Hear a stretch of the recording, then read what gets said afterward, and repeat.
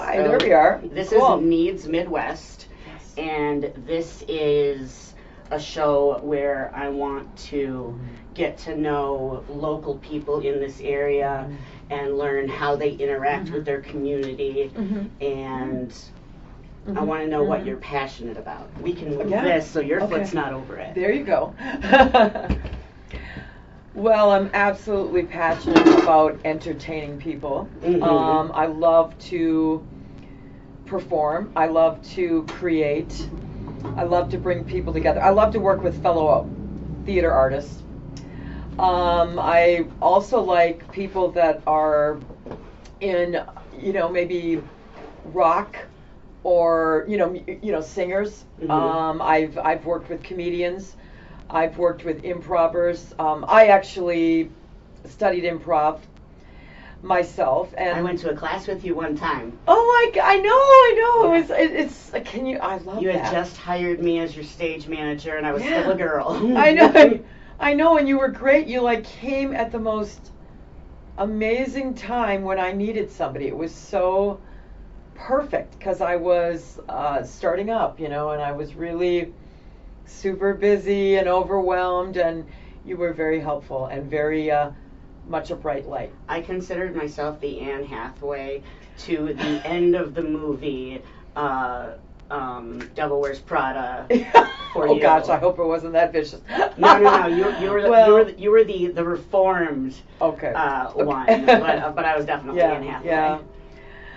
Well, so within I had gone to New York. That was my dream because Broadway is in New York City, and both my husband and I went in the 80s. Initially, we went twice. But now that I'm in La Crosse, Wisconsin, where I'm originally from Wisconsin, I'm from Eau Claire. What I wanted was more control over working on stage and being more prolific. Like in New York, I was able to get 1 or maybe 2 roles a year, and you're always trying for a job, and it's very, very tough. Although I think if I look back now, you have to get to a point where you get known, and then maybe you'll keep getting booked, and I was getting to that point, But anyway, what I didn't like about New York, although I love New York, I think it's the greatest city in the world, was I didn't like living in an 850 square foot apartment, not having a yard, and seeing my family, and by family I mean my parents, my other siblings, extended family, only but once a year. So now I'm back in the Midwest. So what I love about that is I'm very much engaged with my community. So you ask, how do I get, what do I like about that?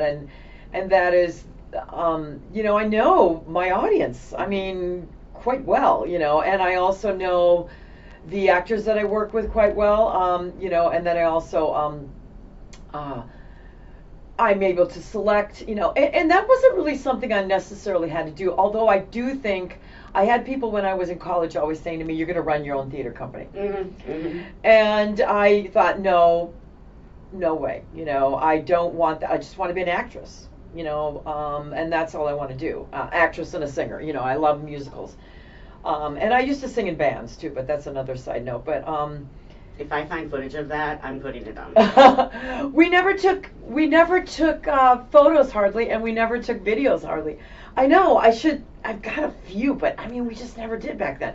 Now we're always documenting things. It's kind of funny. The older I get, the more pictures I'm taking. I took a lot of pictures when I was young because I was obsessed with the action of taking the pictures. Now I take pictures because if I don't have them, I'm never going to remember what happened. Well, it's so I did. The other thing I did a lot of was I love this bracelet, by the way. Thank you. I did tons of fashion shows. In Minneapolis, I went to college in Minneapolis and lived in Minneapolis for a while. And I would choreograph at the time, we did that at First Avenue.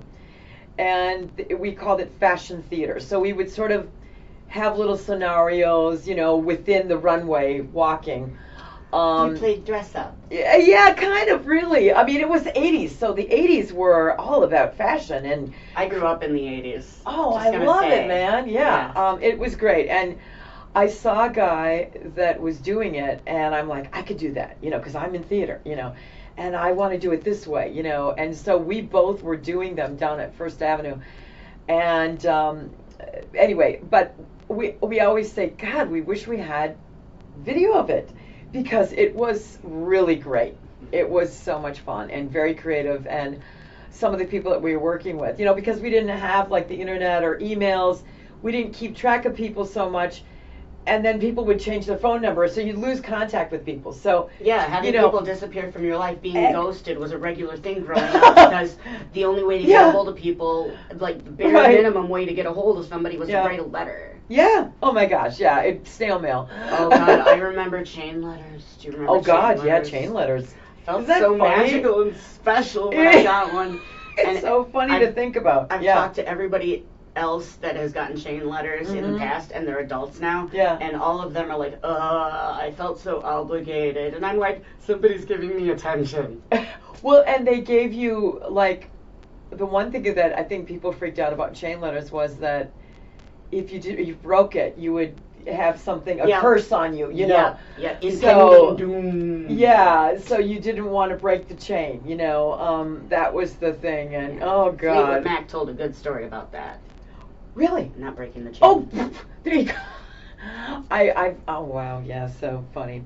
So now, how many times have you done Vagina Monologues? We did it at least throughout 20 years, and I have to tell you, we started way back 2001. Actually, there was a woman, Marcia Kurth, who originally brought it to La Crosse YWCA Casa for Kids, and then there was a man, and he was great. I loved him, Andy. And Andy directed the first one, and I was asked to be in it along with a couple of friends and a lot of who's who women. Petra Roeder, she was an assistant dean, Ramona Gonzalez, who was a judge. She's still active in the community, correct? Yeah, I'm just thinking off the top of my head who was in it. I mean, there were some really cool people. I'm gonna have her on the show too if I get a chance. Oh, she'd do it. She'd do it for sure. I think she's very cool. And anyway, we were in the first production. It was at the Pump House. It was crazy because it was so controversial. And even saying vagina. Oh yeah. Oh you. We we all freaked out. It was a hoo-hoo, a ha-ha. Your private parts. You could not call it what it was. We all were very. We had a lot of trepidation. Ashamed of it. Yeah, we had a lot of trepidation, all of us, because they were women in the community that were, in positions. Oh God, Maureen. Oh gosh, all these from all these lawyers and different things, and oh my gosh, there were so many cool people. But anyway, I said to them after they got done with it, and he moved out of town, and I said, if you do it again, I'd love to do it, because I think a woman should do it. Although I loved it, he was a great guy, and I think he had like he had a lot of sisters, so he really knew women, and I think he actually cast us pretty well. He made the selections. But anyway, we went on, and then I just started championing it, and then it got really big. We did it at the Rivoli twice. And I attended one of those. I think it was the second one I attended. And it was pretty exciting to do it, and we were really scared, like, oh my gosh, could we sell these tickets? I was shocked because that was the first time in public, not on something that I could press play and press pause on, but in public, people were talking about being aroused and then gushing and getting wet.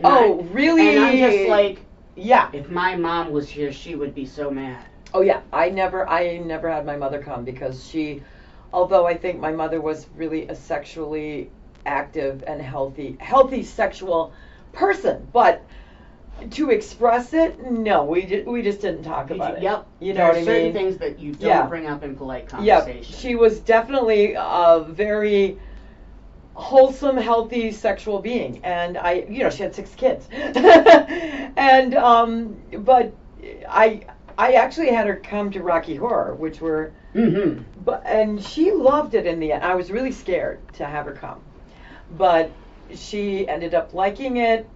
we had her get a cocktail, you know. But I think if I ever did vagina monologues again, I'd probably have her come. And she's 86 now, and you know, what haven't you seen if you've watched HBO? You know, you know what I mean?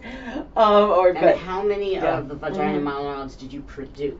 Gosh, it was close to 20. 20? I think it might have been 20. So there's a good chance that if it wasn't for you being the driving force, we wouldn't have had the vagina monologues in our area. Right, we kept doing it, you know, and we had so much fun because all of the women would get together and we all got to know one another, and it was from all different backgrounds, you know, and we had a great time, and we went to New Orleans on the 10-year anniversary. Wow. And we met Eve Ensler. Yeah. I'm not going to lie, playwright. I don't know who that is. That's the playwright of the vagina monologue. Okay, now I know who that is now. Yep. And it was, for me, quite something. And we took a picture with her. And we were at the W Hotel, you know, the swanky hotel, and they had a party and all this. And we didn't have the $100 tickets, or I don't know, might have been more, you know, to get up into this. And well, first of all, one of the reasons you didn't have the VIP tickets. We didn't. So somebody left some people were saying, we were like, we got to get in somehow, we don't know how. And so somebody brought out a ticket with a pass, and we went in one by one to the party. We passed it out and we kept coming back. Sneaky little stickers. Yeah, we did, and we met Jane Fonda, and we met Kerry Washington was there. Jennifer Hudson was in the I know cast. who that is. Yeah. For the record, I knew who the first person she said was. Yep. I already forgot who it was, but I knew that I knew it. Yeah. The woman from Everybody Loves Raymond, Dora. Mom or wife? The mother of Raymond. Yeah, she's now passed. Dora Roberts is her name, I think. She was in the cast. Marie Barone. Oh, I don't know. She wasn't in it, I don't think. But I think her name was Dora. Dora. I'm not. I never watched the old lady character. The older lady. Yeah, real funny character actress. Giving you a lot of stingy compliments. Yeah. I'm going to give you a compliment. Let me hand it to you with this taser. Yeah. Yeah, she was there. So anyway, it was cool. So we and then we kept doing it. And you know, people, we started getting new people, because some people, you know, it was the time when they would go for their anniversary, or they would go somewhere warm, you know, so I would put more, I started putting more actresses in it, but there were some of us that did it every single time. Now, you know? The vagina monologues, is that something that's continuously growing, evolving, and having content added to it? Yes, she creates new monologues. Throughout the years she did that. And the pieces were really good. Every year there would be a new piece. And then it was hard, because once you did get this piece, you know, an actress, let's say, people were very, you know, into their part, you know, like, I want to do this again, you know, and it was a fundraiser and all that. So, you know, we just enjoyed doing it so much. And we only did it, initially it was like 2 nights. You did it one night for people, mainly the social workers or and they would come and we would have great discussions. Oh, it was really cool. We were all learning. And then Saturday night would be for the guests, you know, that would pay a pretty expensive ticket. You know, back then, $50 a ticket. Now, you know, maybe $50 isn't as much. But back then, you know, it was. But also, it was warranted, because it's people on a stage putting themselves out there in the center of attention under those hot lights with all that makeup on, trying to magically not look like you sweat. Right. Well, and it went to the good cause. We gave it to YWCA CASA for Kids, and then they just ended up giving it all to the YWCA organizations, with their letting multiple. them distribute where they want. Yeah, like Ruth House, different things, you know, programs for women. It was, you know, empowering women and all the kinds of great things like that. And then we did give to New Horizons a few times, but YWCA was really needing it, so we kind of focused it more, and they were helping more with the There's planning of it. There's always know. going to be needs, and they're Mhm. all equally valid for whoever needs them. Mhm. So whoever you try to help, well, whether Mhm. it be New Horizons or the YWCA or some Yeah. other organization, Mhm. the fact that you're choosing to help people, that's all that matters. Absolutely. Well, and it was a. And I really appreciate you. Thank you. You Thank helped you. change the social climate in lacrosse by exposing people to taboo, shocking things, It and was. you helped normalize talking about parts of our bodies. We found after a certain point, I think it was like 8 or 10 years roughly, people that had never come but maybe had protested or thought it was horrible, but they didn't know anything about it. They just heard rumors, and then they started wanting to come. And they did come. You So helped people change paradigms. Yeah, so people that were I more might cry, yeah, just FYI. Wow. Oh, it's a very moving show, quite a roller coaster of emotions, laughing one minute but crying the next because it's such an intimate. It sounds like my teen years. Yeah. You're funny. I love it. So now earlier you mentioned Yeah. that you also did Rocky Horror Picture Show. You're doing that again Doing right now, that, aren't you? that's another show I've done a lot too, and I think somebody was asking me why, and I really think that It's a classic. it is, and people, it's another way. It is a freeing, cathartic piece for someone to express themselves sexually. Mm-hmm. Maybe, if you're bi or if you're gay or if you're Transgender. all of it, yeah, all of it. And or if you just want to dabble, whatever, it's all there, and then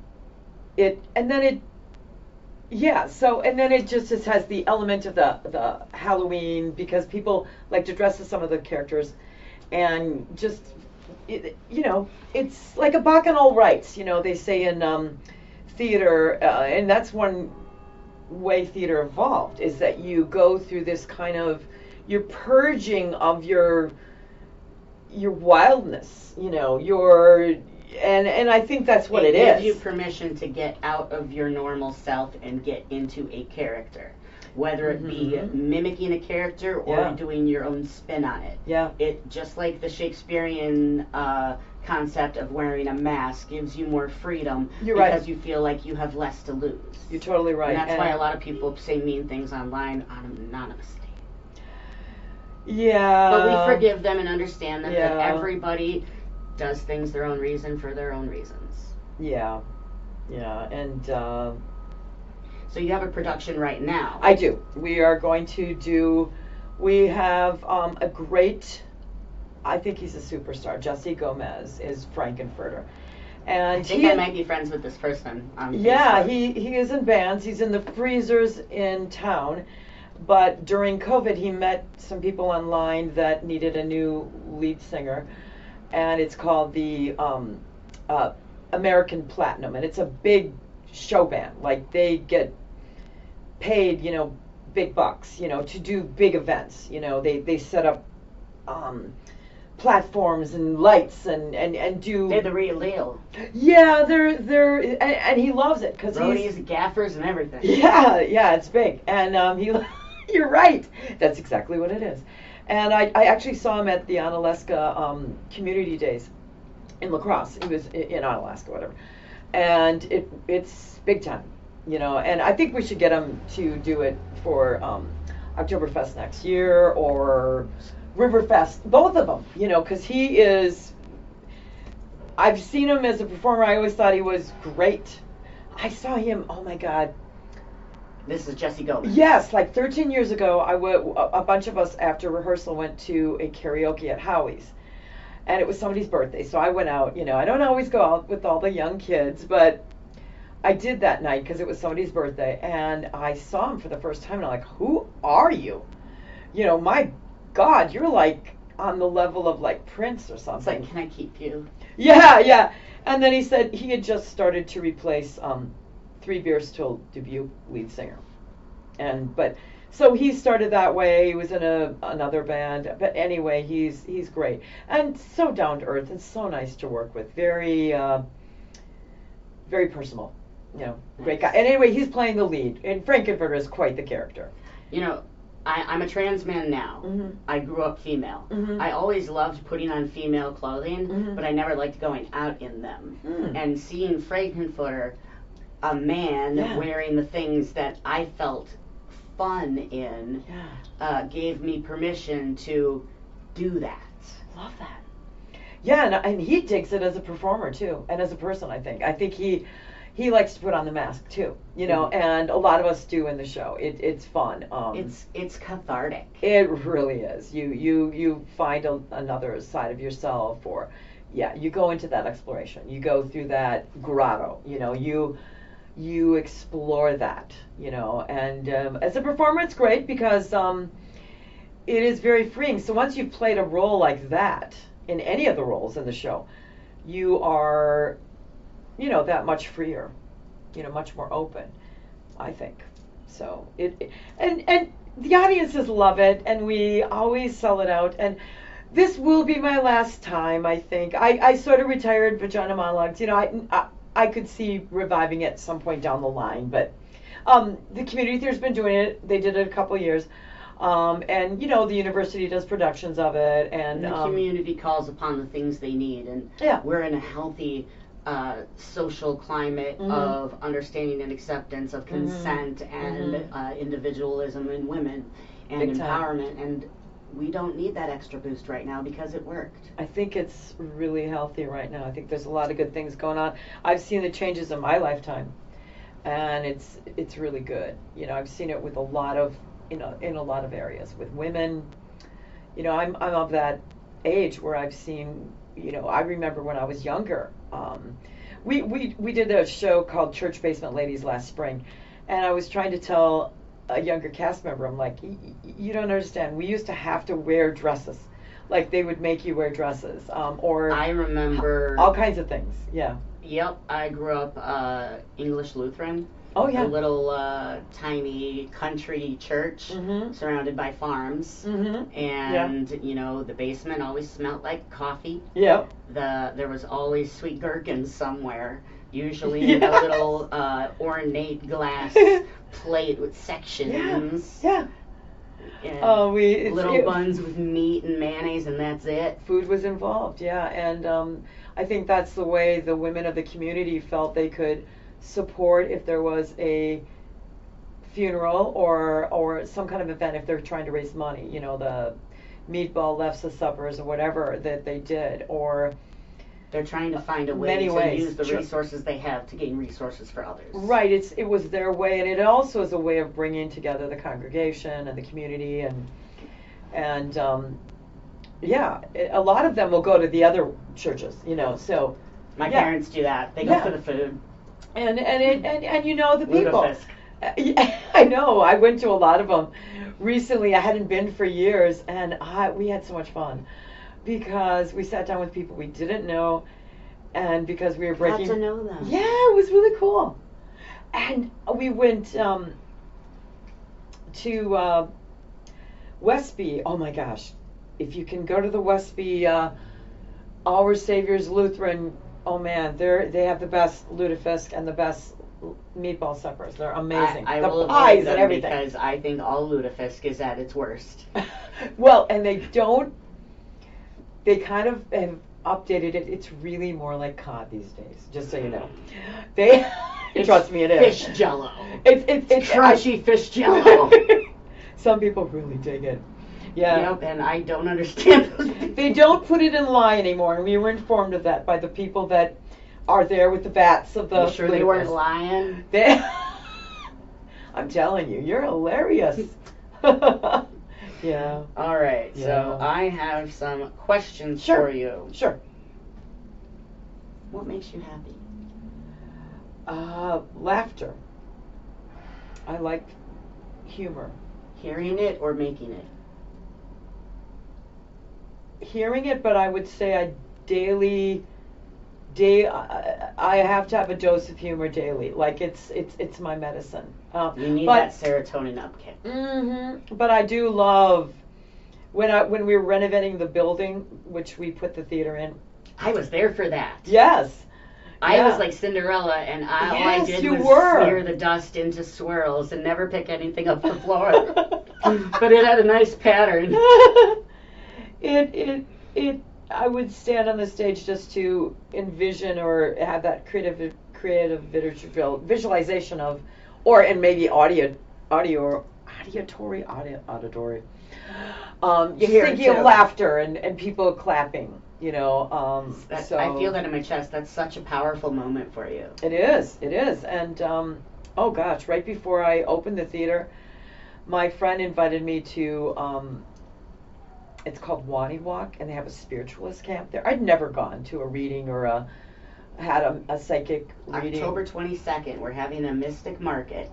Oh, I saw that. Yep. Yes. Come to that. We have people doing tarot readings, intuition readings. I'm going to be doing past life readings. Oh, very cool. Well, I went that summer, and we opened. We were trying to open in the fall, and we ended up opening in February because we had some delays. But we started rehearsing, and we had auditions in September. But I went July, August with my friend for the first time. And that was Bat Boy? Yes. And boom, this reading, this person came to me. We were in a spirit circle, you know, what they used to call seances. And someone just zoomed right in, and they said, people are standing up and clapping. You're starting a whole new thing. You're with a lot of women. You know, everything that it was. It was amazing. And then they had this person's talking really fast, and I'm like the nails in this upholstery is like, if you push two down, you're going to get it on the side. So just be warned. Yes. Don't wiggle around like I do. You get stabbed in the thigh. Yeah. My reaction is on film and authentic. Yeah, I love it. So I kind of digress, but I was just talking. So that's what I love. I love bursting joy into people's hearts. And I kind of came to that credo, or, you know, what my purpose in life. Yeah. In New York, I went to a lot of, there was EST going on, which is extrasensory therapy, and they would do things. But then they started doing this sect for actors, you know, so that actors could kind of identify what their purpose was. And so that's really my purpose, and it came to me that I in meditation that really, at first said I wanted to be outstanding, and I think that was something that I felt as a child in a dysfunctional family, that I wanted, you know, like often the person that's the mascot, the family mascot, wants to bring the family out of the darkness of maybe the dysfunction.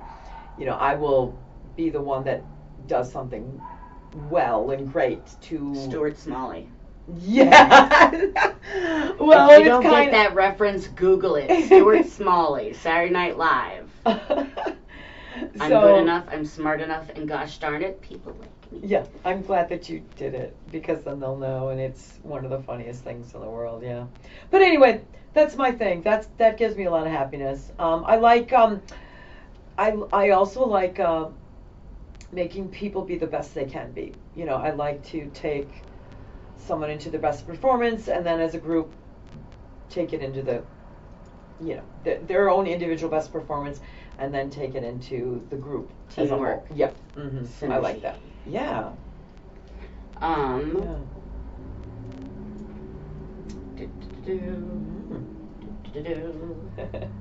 All right. Yeah. If you had to make a pop culture reference to describe your childhood, what would it be? A pop culture reference. Yeah, I'm thinking of some pop culture references, and why am I not? This is where that Red Bull would have come in. I can't drink any more caffeine, so don't worry. You know, the old brain fire, the engine's firing, but cognition needs to be kicked in here. Well, I could come right out. I mean, I definitely had I'm going to say a comic tragic childhood. So there was a lot of fun, but then there was a lot of tragedy too. And not so much, but out of it, I rose out with the comedy, you know, and I always wanted to make my dad happy. So I would sit at the dinner table and he would be unhappy. And so then I would want to entertain him to make him happy, and amuse him. And so that I that was the first thing that came to my mind. And that was one of the reasons I think I turned into theater. But I loved it when I was really young, 4 or 5, I was performing. Yeah, but that was another way. That was my means. But it was one of my ways to be funny, But I always we all laughed at our table, dinner table, and within our family. We like to have a lot of humor, and we still to this day. It's just buoyant laughter. Everybody likes to be funny. Whether I can hear your laugh from like 3 buildings away. I'm a big yucker, and people think, oh, she wants to get attention when she's in the audience. I'm like, no, I love to laugh loud. Our whole family, Has anybody ever actually accused you of that? Oh yeah, I think people have said it, but I get people laughing, and somebody will say, oh, I heard you out in the audience, and I'm like, well, if I got the audience laughing, if that's good. I'm really doing it because I'm really laughing from my soul. I'm really laughing deep. You are getting an enjoyment experience at that moment. Yes, but I'll just like they talk about that in the Vagina Monologues in a piece, like I stifled my or she's talking about her moans. I learned to sneeze in a whatever. I learned to be extremely silent. Yeah, see, and I always think, no, let the laughter out. And they say if you do hold back emotion, that it turns into cancer. And so I'm gonna go with that, and I'm gonna keep laughing loud. Awesome. So, we have been chatting for about half hour. Okay. Is there anything you want to share, promote, or ask me? Well, I would like to tell people, as long as we're talking, that we do have 4 performances only of Rocky Horror Show. And that is October 19th and 20th. That's a Thursday and a Friday. We don't have a Saturday performance because Jesse, our lead, performs in bands. And then the next week, the second week, is the 26th and the 27th, which is again a Thursday and a Friday. And that works good for a lot of people's schedules because not everybody works a 9 to 5 anymore. You're right. And it's a 7 o'clock show, and you can go to the Muse Theater Facebook page, and that has links that go right to Eventbrite, or you can I'll gladly take your phone call, and I'll charge by phone if you don't want to do that. Or some people like to come and pick up a ticket with cash. And some of those ways you don't have to pay all the fees. The Eventbrite does charge you a little bit of a fee, but some people just want that anonymous. I just want to buy my tickets, and I've got them. Here's my phone. Here's my ticket. And do you have box office hours at the Muse? We do on Wednesdays and Thursdays. But if you call me and text me, I'm rehearsing a lot, and I'm very close. I live right next door to the theater. Okay. In a house. Are you okay with me putting your phone number in the Yes. details? Okay. Yes, awesome. and I have it on the Facebook page. You giving me that consent. Yep, and I have it on the Facebook page too. They're always welcome to text or email me or whatever they do, text, call. And if I don't get back to you right away, sometimes I'm either in a rehearsal or a podcast or I will call back. You know what I mean? We'll be right after Oktoberfest. We'll really start selling the tickets. We are almost halfway. Please hold. Vicky will be with you shortly. Yeah. Please leave a message after the beep of what your inquiries are into the Muse Theater and what we can offer for you today. Thank you very much and have a wonderful day. Muse on. I need you to do my my voicemail. I'd be honored. Yeah, seriously. I got to get you on stage. There's no doubt about it. Oh, I'm doing my best to get there as quickly as possible. Yeah, I've got to get you on stage. There's no doubt. Awesome. Yeah. Thank you so much. Yes. Thank you. Anything else? That's about it for me. All right. So thank you for coming on Needs Midwest. This is a show without full definition because whatever somebody's needs are, that's what we're going to try and meet. So thank you very much, and we'll talk to you later. All right, now I go around and hit pause and stop on everything. Cool.